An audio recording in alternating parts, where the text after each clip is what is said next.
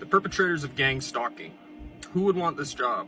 A perpetrator is anyone who has been trained to harass, maim, mob, or kill a targeted individual, either by direct or covert means, including electronical, biological, or accidental means as well. Career perps make a good living dealing in misery to hapless individuals.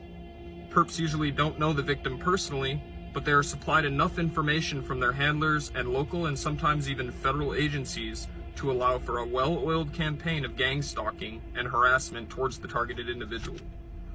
How can a perp be identified? Mostly by their actions. If perps are doing their job, they will reveal themselves. They do this a number of ways. Number 1, irrational hatred. Hatred of the target for no apparent or explainable reason. When pressed as to why they hate the target, they usually give a really irrational or illogical reason.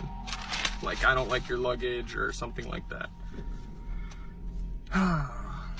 They obviously are not going to tell the target the real reason because this person is quite literally being paid to hate the target. It is that particular perp's job to hate the target. That is how they get their said compensation. This is often inconsequential, unless the perp has mutual friends with the target. The ultimate goal is to destroy the target's relationships and isolate the target from all friends, lovers, and family members. This is often successful in most cases because it is carried out slowly and very methodically.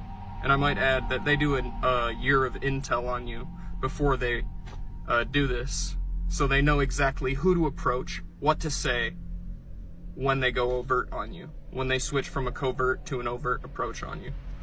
So they know exactly what buttons to push. I've talked about this. Perps pretend to be going about their business and doing ordinary things. However, careful observation of said perps will reveal a different agenda.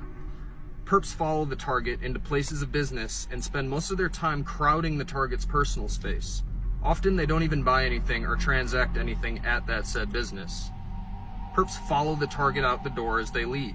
Observation sometimes reveals they circle the block and come back into the establishment because that establishment is their territory to surveil for that day. So they have different territories, and they're quite literally just passing the baton as you go about your day as a targeted individual. They're just passing the baton to each other. Each person has a mapped out area, and you're one of many targets in the harassment queue. You're one of many. You're not the only one. A loner perp has been in a vile business for so long, the less human they become. This is especially true of those who have made this their lifelong career. Career perps are required to do evil things to targets every day. And without feeling remorse, more importantly. This is a job requirement. This inevitably results in a cold, void, emotionless exterior lacking in compassion with no empathy for any human beings. The second way they show themselves is by hand signals.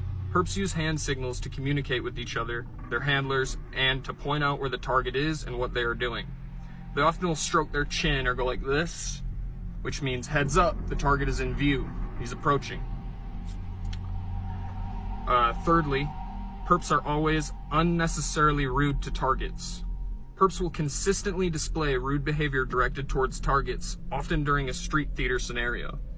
And what is street theater? It's they're basically scripted scenarios that the United States government sits down and collaborates with one another, to see how they're going to get at you and invoke a response from you. So they might set up some elaborate scenario in a business, out in public, on the road, etc. And their job is to, be involved in that and just basically throw unnecessary rudeness towards you to get an emotional response from you, is what they want. This is a daily occurrence. Any restaurant, retail establishment, post office, doctor's office, or other place has its own corral of assigned perps to do the dirty work. Perps will crowd in line at cash registers and usually have a credit or debit card that doesn't work, a price that needs to be checked, or they engage the cashier in endless conversation. The result of this is a lot of wasted time intended to annoy the targeted individual. Who are the perpetrators? The people that apply for the job are often people that can't find a job elsewhere. They just don't have what it takes to succeed on their own. Perps don't have to be smart. Anyone can be a perp and can make easy money harassing others. They need to follow orders and never admit the truth, though. Those are requirements. This type of perp does not usually advance, but will continue to have steady employment for as long as the public, not victims of gang stalking, consider this harassment nothing but paranoid delusions reported by a few nut jobs with tinfoil hats. Perps who are recruited for the job sell their soul when they join this vast network of evil. Rich people, homeless people, middle class, and vagabonds alike are all recruited. Addicts, mentally disabled, alcoholics, young, old, geniuses, morons, people of any profession or religious faith are recruited. Anyone desiring a place in this dark madness may have one. The most pathetic and disappointing of all, however, are the pretend Christians who participate. There are quite a few of them that join in the conspiracy, who have been also tricked into joining. I have experienced harassment in churches. These Christians attend more perp meetings than church services, however. These frauds go about their days serving the dark side instead of doing what God would want them to do, which is peace and kindness to everybody on earth. Convinced they are God's chosen and have been given authority to harass and do horrible things to targets and ultimately decide if they will live or die. These perps mean well, I suppose, but will continue to do evil until they truly find God.